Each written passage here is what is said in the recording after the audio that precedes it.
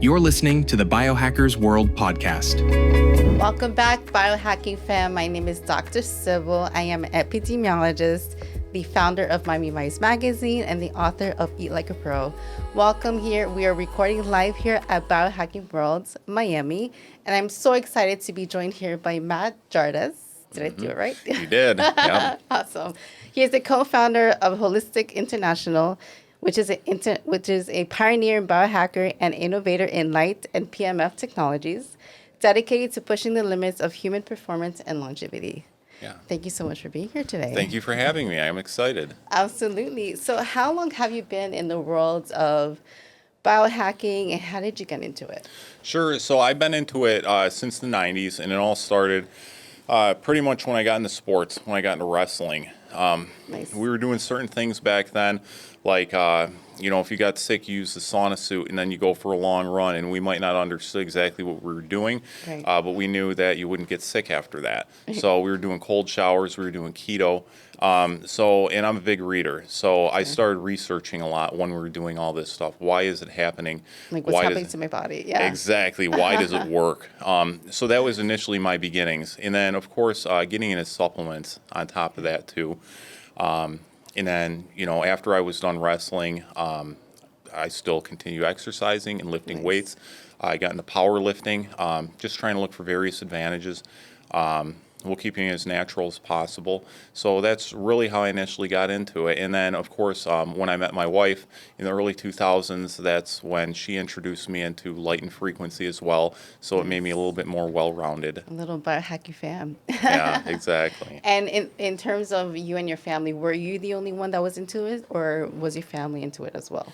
Well, so my mom is a longtime naturopath, and she's very big into Native American history, and as well as their practices and modalities, too. So there was a lot of natural methods growing up as well, and that always interested me, too, on how the different herbs and plants affect the body, and they could be used for various different things.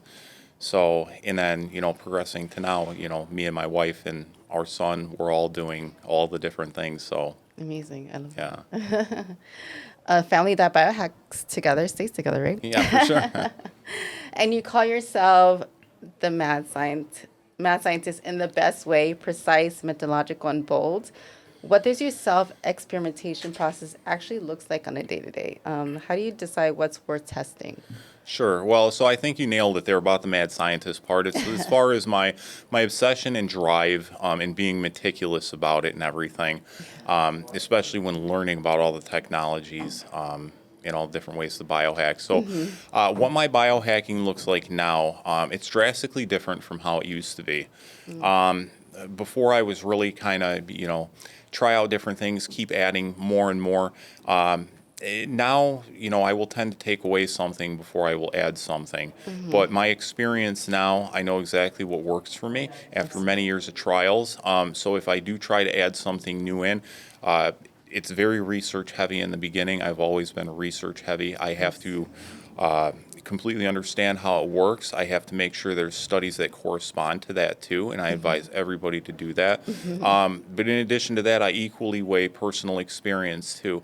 If I know 3 or 4 different people that tried something and they say that it works for them, I'm going to try it as well and start incorporating that and see if it's right for me at the same time. So I equally weigh scientific research and personal experience, and that's kind of how I attack my biohacking now.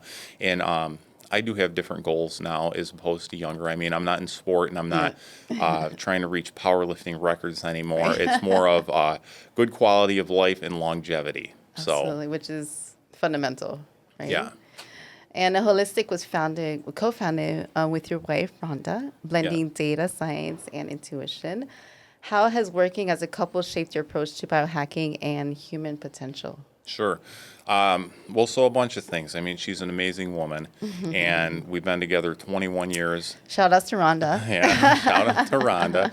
And we work together, too, for the entire time. So we've been around each other 24 hours a day, so where we're almost like the same person now. It's a very unique relationship. You guys have meshed together. Yeah, it's a very unique relationship and dynamic. So it is, and it's fantastic. And, without her, I wouldn't be at the place I am now because, like I said, she largely introduced me into frequency and light therapy. Okay. And I helped round her out with supplements as well. So we have very complete knowledge and experience of biohacking and health and wellness now. I love that. And we just continually apply it. But yeah, it's been a great adventure, and we plan on continue doing it this way for a long time to come. Love it. Can't wait to see it. Yeah. And many people think biohacking is about adding more supplements, more gadgets, and more routines. You've often spoken about the removal and the minimalism about performance principle. Can you explain that paradox?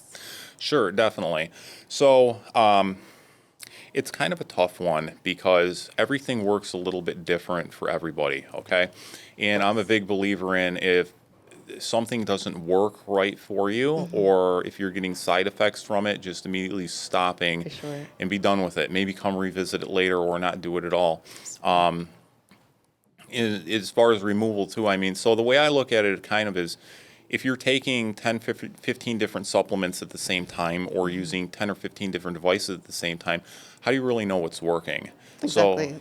So you have to do, trial by fire, one by one. You find out the ones that are work, and you just ruthlessly cut the ones that don't, because you don't need all that stuff. And it ends up that you only need PEMF, Yes. or you only need light therapy at the current time. That's fine. And then, if you have a certain goal that you're trying to reach with that and you achieve it, maybe you go off for it a while and you try something different. But you don't need, 10, 20, 30 different things at the same time. I think that's a very big misconception.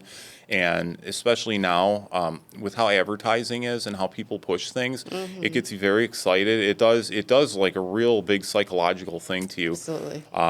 Where, you get so hyped up to try something, you think it's going to work right, Yeah. and you spend this money. And it doesn't. So, you just kind of have to ignore that. And, this is the stuff, that really works for me. And why do I need more? And again, back to the main principles of, diet, exercise, Exactly. sleep, sunlight, things like that. If you have those nailed down, you really don't need a lot on top of that. For sure. And it goes beyond like gadgets and supplements, and this is something I talk about in my book, right? So even food, right? A lot of times like people are trying these diets and these as fads and trends. Like if they admire someone on Instagram, they're like, I'm gonna try this, thinking they're gonna look and feel exactly as they do. Yeah. But I always say it's like such a personal journey. You have to eat and consume what makes you feel good, right? So if it's not making you feel good, you should eliminate it, right? Just because the food itself is healthy, it may not be beneficial or healthy for you. So like you say, you have to cut out the noise. Just because there's this big hype about it, everyone's doing it, should you be doing it? Exactly. You nailed it with that one. Yep. Okay, and do you believe energy-based tools can actually retain the nervous system, or are they primarily enhancing physiological recovery? Sure. So the way I see it with energy-based tools like frequency and light, again, they're natural things. So I think that they can be utilized as devices to help get your body back to what it's naturally supposed to do. Right, correct. And you only want to do it for a certain period of time, too. The technologies, you can use them forever, but you still want to take time off, too, as far as tolerance. For sure. So as far as actually, physically changing something, I think what they do more or less is just help get your body do what it's supposed to do. For example, PEMF, it pretty much just tells all of your cells start firing at the same time and, get to work. So it's not really adding something on top of that. Nice. Okay, yeah. Again, listening to your body. Yeah, What works. definitely. Mm-hmm. And you've explored unconventional therapies and uncomfortable ideals for decades. Yeah. How do you balance experimentation with safety, knowing that many of your methods push beyond conventional research? Sure. So that is kind of a touchy subject with a lot of people. But the thing is that you really have to keep in mind if you're public facing or not. So I think companies have a big responsibility as far as what they present to the public, because you can cause a real danger. Yeah. Now, if you get somebody that wants to be a little reckless and test stuff on themselves, that's entirely their option, legal or not legal, whatever it may be. Right. But as far as telling other people to do it, and Right. you do see this a lot on with social media influencers. Sometimes they might tell you to be doing something that you probably shouldn't, and probably isn't for everybody. So, that does exist out there, but that is a very big responsibility. But like as far as us with our company, we tried to pick the stuff that is the safest and still works the best. I mean, we will never put something out there that's even remotely dangerous to the public. And you don't really need to go that route. I Right. mean, there's stuff that's completely safe that you could do that works better than some of the dangerous stuff. sure. So, yeah, that's kind Absolutely. of my idea about that. Okay, awesome. And as an industry that often chases trends, Holistic feels grounded in data and integrity. How do you keep innovation sustainable and accessible, not just exciting for early adopters? Okay. So this is kind of a different one for us because we're a new company. We launched in January of this year. Congrats. But a lot of thought went into it beforehand. So we developed our product line for about 2.5, maybe 3 years. But it's 30 years and more of experience behind it too. So everything that we put forward now, it's our best of the best. This is all the stuff we wanted. So as far as trends, we will probably be some of the last people to hop on trends because with us, like, it has to make sense. It has to make sense with the science. It has to make sense in real life too. And those don't always match up. I mean, Absolutely not. kind of an odd example is science cannot tell you why ice is slippery. Right. And it can't tell you why a bicycle stays upright. So like I said, both have to make sense at the same time. But yeah, it's, the trends, that's all, to me, I see as just trying to get more money. So, course, and right? yeah, I The don't hype. exactly. I don't hop on the hype. So we're here to stay the same products we have now, unless it's a revised model that's a little better or looks a little different for some reason. It's going to largely stay what it is. I'm with you on that one. If something just came out, I'm like, I'm a little iffy. Yeah. Okay, and in your view, what's the biggest mental block that keeps people from achieving real transformation, even when they have access to cutting edge tools? Sure. So that is kind of a tough one because it does vary person to person. But I think the biggest mental block can be honesty. So, and by that I mean that you really have to be brutally honest with yourself sometimes about, number one, how you feel about what you're really doing, about is this really working or not, and going hand in hand with that is being in tune with yourself too. That's something you have to practice. You have to practice understanding how you feel, why you feel that way. For example, pain, it's like, does it really hurt that bad? Where exactly is that pain coming from? You got to kind of block out all the noise and analyze that. But the honesty part, I think that is big because, especially as people age, you might not want to think that you can't do something Like anymore. admit to yourself, right? Yeah, exactly. But then on the other hand, another mental block that I think is big is maybe not believing in yourself enough. I mean, there's a saying out there that you're capable of 20 times what you actually think you can do. Right. Don't limit yourself. Yeah, so, don't be limited, but at the same time, you have to be honest with yourself, and you also have to be very realistic. So I think there is a certain mindset that will really make a difference. And it again, it's kind of personal. All this stuff is very personal, Absolutely. person to person. Yeah, it's, yeah. And have you yourself ever experienced any mental blocks? I have. But the biggest one for me that I ever overcame happened when I was in wrestling. It's just as far as understanding that I am capable of doing something and I can't push myself past my limits. There's just something about when you get in certain situations where you have to go past what you're capable of, you learn a lot about yourself. Same thing like if you go on, I used to run a lot too. If you go on a long run, you're just breaking through walls, you get tired and you think you can't and you keep going. And that does a lot for you mentally as well. Hey, you surprise yourself. Yeah, exactly. I love that. And if you stripped all tech away, no devices, no labs, what's the one natural biohack you still rely on every day? Oh, I love this one. And it's so hard. It's almost impossible for me to answer because nature. I mean, right, for sure. so I mean, because obviously there's sunlight. You can go out in the forest and get negative ions. You stand on the ground and ground. Yes. But I will tell you, my favorite, and there used to actually be resorts that did this in the 1800s, early 1900s, is cold air therapy, cold air baths. You just breathe cold air outside, or you just stand outside in the cold air. That has to be one of my favorite natural methodologies. For sure. People don't understand just how breathing can help you. Like, breathe, and maybe your mental health goes away. Like, breathing is like, people are just so caught up in life and just so, everything's so heavy. Just take a moment and breathe. Like, especially like in Miami traffic is so horrible. If I don't do my breath work while I'm driving, like, I'll go insane. Yeah, it does help for sure. It helps. Like, people don't understand. Like, breathing it's a hack. Yeah, definitely. And do you believe there is an ethical limit to human enhancement, a point where we've optimized too far or lost our natural balance? Yeah, I do think so, because I think about it a lot too, because I love what-if scenarios. I love sci-fi. And then I also, coin myself as a mad scientist too. So I think about and I understand, like, what the limits can be, and if you push past there, like, what consequences could be, and it can be catastrophic. Sure. But there's a point where you get to where you're either human or you're a cyborg.